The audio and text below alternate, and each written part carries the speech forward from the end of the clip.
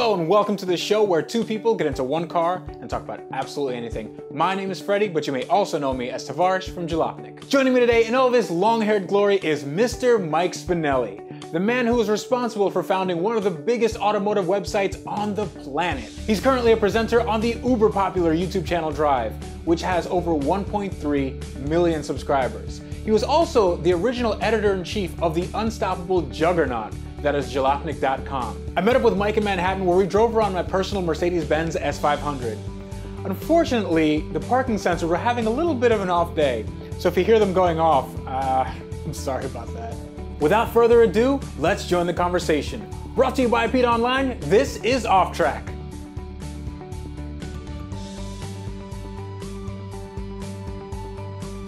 Thanks for coming out. Yeah, my pleasure. I really appreciate you taking time to.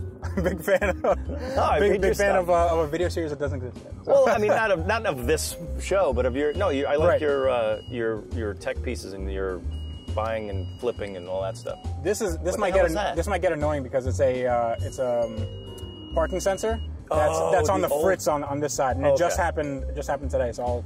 What's also it's the 15-year-old Mercedes technology too. Right.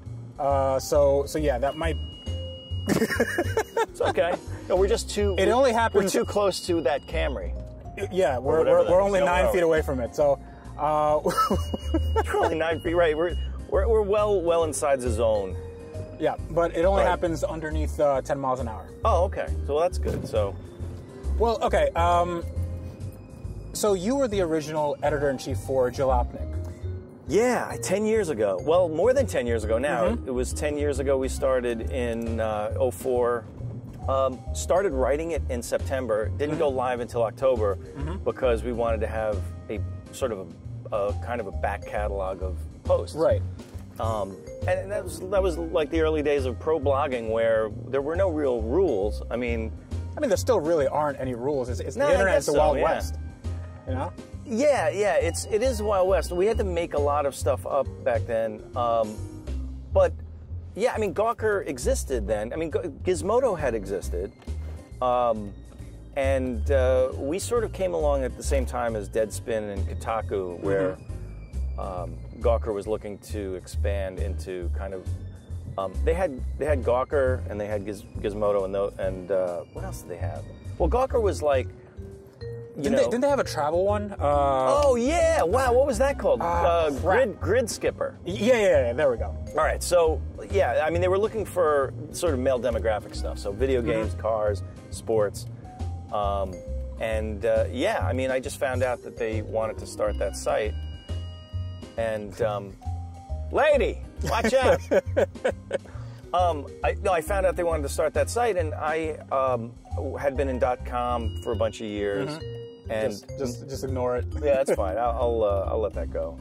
Sounds like it's like it's trying to bleep you. Or well, it sounds like it's like when you're. I got a new stove, and it like when the timer. I used to have this thing where it beeped a minute before it went off, so I could jump up out of my chair and go and turn it off. Right. But now it's just like full on like that. As soon as the time, is up, it starts, it's like nah. It even sounds like it's like a stove that is a person that you hate. It's just nah, get up, turn it off, nah. It's just like a crying child mixed with a car alarm. Oh yeah, it's terrible. All right. Anyway, so you're gonna edit this, right? You're probably pretty heavily. Yes. All right. So yes. So at the time, Gawker was launching sort of male demographic blogs, and I had been in the .com world before, and I found out that I had been a reader of Gawker and of Gizmodo, and I found out that they wanted to start a car blog, and I was in my Dilbert job for IBM at the time. Oh, so what were you doing at IBM? Well, I had gone from market research. Now, I had ridden the kind of .com thing up and down, and this was in the middle of the .com crash. Okay. And so I sort of pulled the ripcord and went to a traditional market research company called TNS Intersearch in Horsham, Pennsylvania. Right. Okay. But I worked from home, and we had an office up in White Plains, New York. And I was basically putting together research reports on their hardware, like it was the Systems and Technology Group, STG. Okay. Right. And it was exactly as exciting as it sounds. It was all of their like mainframes and mini computer, like stuff that was, 10 or 15 or 20 years old that people were still using. And we would send out research. We would do what do you call surveys of customer surveys. Right. And our customers were like, these, who the hell would still be using an old IBM mainframe in the 2000s? What were people using? Well, I don't know, but this was like the... I don't know, but not IBM. I don't know. No, I mean, they were already well into the PC era, but like this was like the... I don't know, the Ministry of the Interior of Indonesia. Right? Okay. Like, who the hell would still be using an IBM mainframe? So these were our... hand-me-downs of hand-me-downs. Yeah, exactly. So that's what we were doing, and it was just as, mind-numbingly boring as you might imagine. So I was looking for a way out of that world, and I found out that Gawker wanted to start this car blog. There was no name yet. How'd you find out that Gawker wanted to start it? Kind of like, I had friends that were still there, and then kind of, it was a small world in New York in the .com days, so I still had contacts around, and they said, hey, you're into cars, why don't you apply for this? And I was like, okay. Because I had started a blog called Lasagna Farm. Okay. And it was all just dopey crap that we came up with. Right. It was just sort of like, we were sort of aping the Onion on a couple of things. Like we would do like fake news stories and stuff. Okay. And Lasagna Farm. Lasagna Farm. I don't know if it's, it's definitely still, I don't think I paid the bill on the hosting, so I think it's gone. Oh, no, what a travesty. It's a terrible thing. I think I have it backed up somewhere. But if you go to... lasagnafarm.blogspot.com.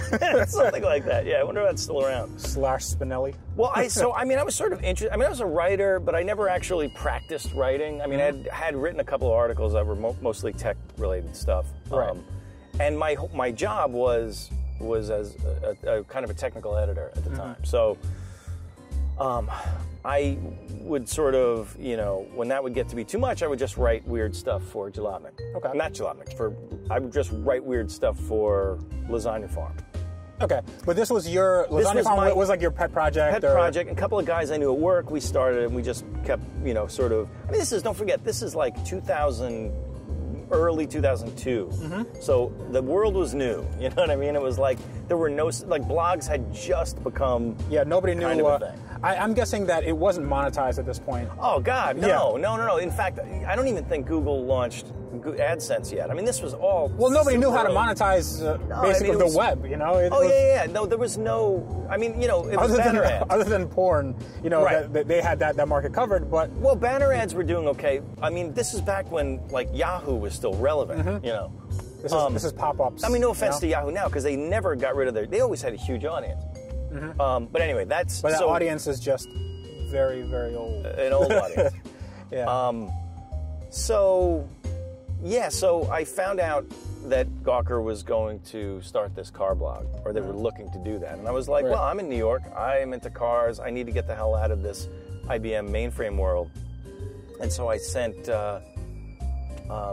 Nick Denton, whom we know now as Nick Denton. Yes. The head of the Gawker Empire, right? Mr. Exactly. Gawker, yeah. I sent him an email, and he was like, here, just write a bunch of posts on cars.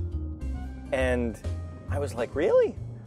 And I guess like I don't know whether that he just didn't want to deal with it, or like they didn't have a lot of knowledge of the subject area. Right. And they just wanted to launch it, but I think they were just looking for some help in figuring it out. Okay. So luckily, I just happened to be there at the time, so I fit the suit kind of thing. It's like I was like, okay, well, go ahead. You're here, so you do it. And I started writing a bunch of blog posts, and probably all of them are terrible. I mean, back then, blog posts were like 100 words. Right. And then you would link off to something else. You would maybe put a little bit of backspin on a story, and then you would just fire it off back to wherever it came from. Yes. So I did that, and I did a bunch of things, and they were like, yeah, it's good enough, And they said, here, why don't you do this, and we'll give you $12 a post.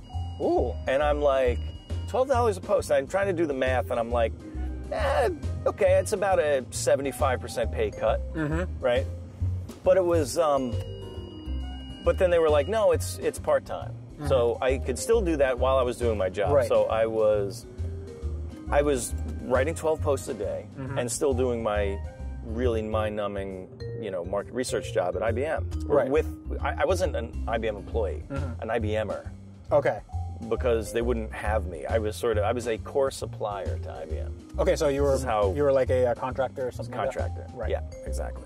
Okay. But it was only for IBM. I was on the IBM account. Like if they got rid of the account, I would be gone. Right. That's how that worked. So so I did that, and I wrote a bunch of posts, and they were like, okay, now we need a name. And they're like, now we need a name, and I'm like, okay. And now back then, all the Gawker sites had to represent a person. What do you mean? Okay, so Kotaku was a gamer in Japanese parlance, right? Okay. What else was there at the time? I guess Gizmodo probably not in that thing, but they had Defamer and Gawker, and it was like someone who defames, someone who gawks, someone who games. Ah, okay. Someone who cars, right? Yeah, exactly. Someone who cars. Yeah. So we need a thing, right? Now we need a name that fits that criteria. And we're like, okay, piston heads. Oh shit, already there. Okay, what else? Nothing. You know what's a good name? You know what's a good Car name? Throttle. Car Throttle. Oh, Car Throttle, because, Because you throttle cars. Because you do. You throttle them. I'm going to throttle you. I can't think of anything else you would do with a car. I mean, sometimes I read that site, and I think those guys are probably okay, and I don't want to mess with them too much, because they're very nice guys, but the name sticks in my editor's head like, what the does that mean? Nail. Car Throttle. It's like, I don't know, but you know what? Jalopnik. Automobile brakes. So wait, let's go back to Jalopnik for a second. Right. So before I get too long-winded. Well, no, but I mean too critical of Car Throttle, we have to go back to Jalopnik. Well, it's a man who cars. It's a man who cars. It's a jalopy. All right. So here's how that happened. Right. So, it's me and Corey Sicca, who is I think I'm pronouncing his last name right. I never found out. Just Corey. So Corey and I and Nick Denton are trying to come up with this name. We're like, all right, we need to come up with a name because we've got to get the design guys on the new site. And I'm like, okay, we need something with cars and something with people. So we do this like lame, refrigerator magnet poetry thing. So I'm thinking of suffixes, like things that represent people, right? Okay. Ist, for example. Okay. Gothamist was already a thing, so can't do carist, right? That's kind of stupid. and also there's already this company doing the ist thing. Right. So can't have ist. So we're like, God, what else, right? So ite, right? Mediaite already existed, right? So there are all these things that we can't we need it sounds so ridiculous now. I know exactly what you mean. But you know what I mean? Like we need, it has to be a suffix that represents a person. So I don't know, we're talking about it and somehow, and we at the same time we also need one that represents cars. So I don't know who said it first. Someone said Nick, like as in Beatnik or Peace Nick. Right. Which is kind of it's like an old construction basically from the 50s, right? Because out of, it was sort of Polish, and then there was Sputnik, and it was a little bit Russian, it was a little bit Cold War. But I thought it was kind of cool because it had this sort of weird Cold War reference to it. And to me, I thought that was kind of cool. So it felt a little bit punk rock to me at the time. Establishment, man. We're bringing it down. So then we need the car thing, right? So then we're like, all right, car Nick, piston Nick, engine Nick, motor Nick. None of this crap seems to work. Piston Nick sounds like the worst gay porn name ever. No, do you know? Hey, I am Piston Nick. Piston Nick? Hey, it can work either way. There's so many levels. I don't mind it. I am okay with being urinated on. You pay me, I do Piston anything. Nick. All right, that's enough for today. But what did you think? You can leave a comment down below to give us your view.